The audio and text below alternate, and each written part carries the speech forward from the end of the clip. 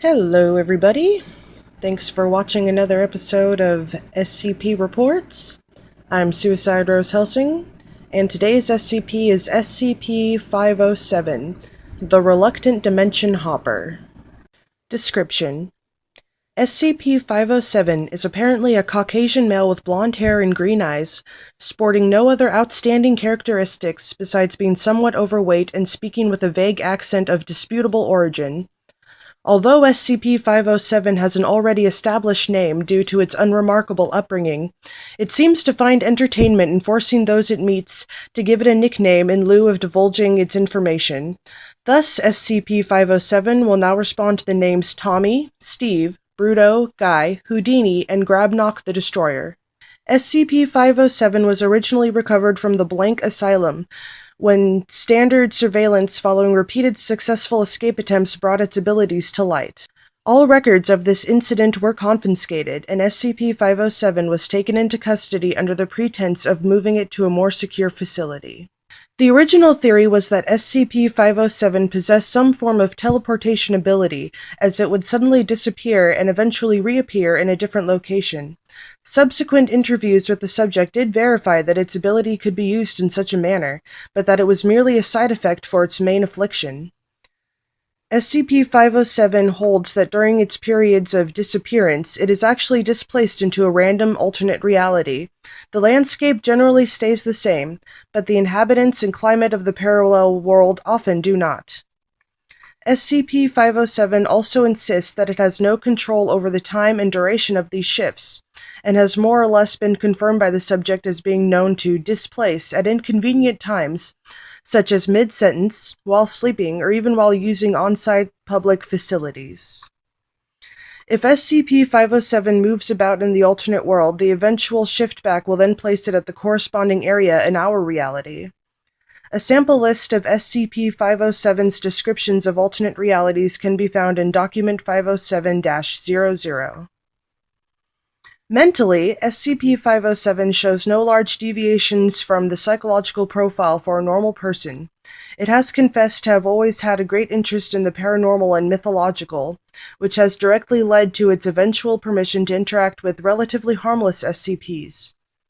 SCP-507 especially enjoys meeting with other sentient SCPs, once going so far as to request a small vacation to visit SCP-082.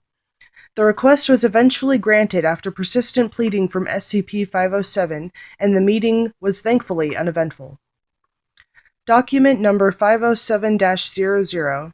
A sample list of SCP-507's supposed extra-dimensional travels along with any demands made by it after returning. Subject arrived in complete darkness, leading it to assume that the current location was indoors or subterranean. After fumbling about for a possible way out, the subject heard a sound akin to muted breathing nearby. Subject then decided to curl up in the nearest corner and wait it out instead of risking a blind confrontation with an unknown creature. Request: a standard flashlight, which it now always carries on its person. Subject appeared in a replica of the facility, although apparently fallen into disuse. Further exploration led to the discovery of various corpses strewn about the area, all heavily decayed and covered in an odd type of mold. Upon noting that the corpses seemed to rhythmically expand and contract as if it was still breathing, subject attempted to leave the facility. This idea was quickly discarded when it opened an exit and found the outside world was apparently coated with the same odd growth.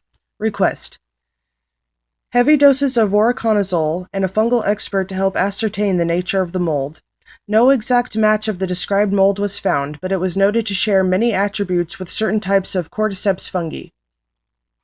Upon reappearing, subject was reported to mutter, "So many spiders." Subject refused to elaborate.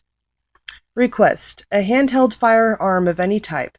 Request was granted under the stipulation that said firearm is specifically built to only use rubber bullets. Subject once again appeared in a pitch-black location with breathing nearby. Upon turning on its flashlight, subject was surprised by a man wearing a black business suit and sunglasses with an impossibly wide smile. Said smiling man was apparently leaning forward to SCP-507 when it turned on the light, the end result being that their faces were almost touching. Smiling man then remarked, Back so soon?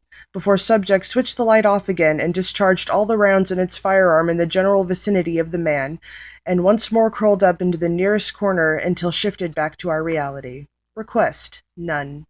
Those with Level 2 security clearance may read a full list by accessing document 507-3B. Those with Level 2/507 security clearance should also see the interview 507G for evidence of a particularly noteworthy shift. Addendum 507-00. Agent Blank when missing on expunged, at the same time as SCP-507. A full-scale search was launched to find either of them, only for SCP-507 to appear a week later. When questioned, it said that Blank was holding onto its shoulder when it shifted, leading to both of them to appear in an alternate dimension where expunged.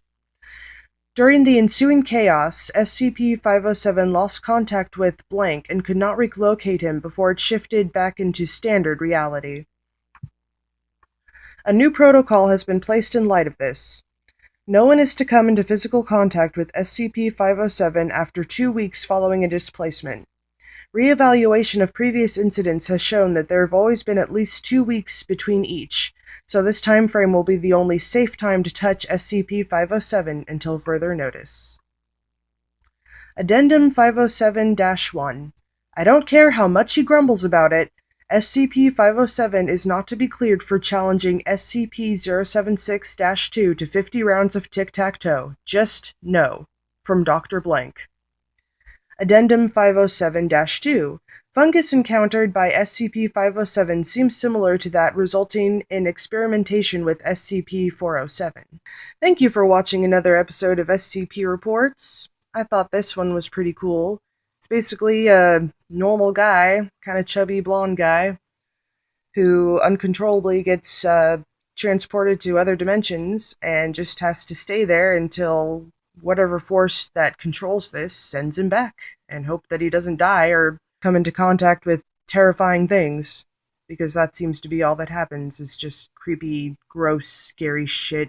And apparently he can also take other people with him if they're touching him at the time, so that's pretty cool. I'm Suicide Rose Hellsing. If you like this video, please comment and subscribe and thumbs up and all that wonderful shit. And I will see you next time.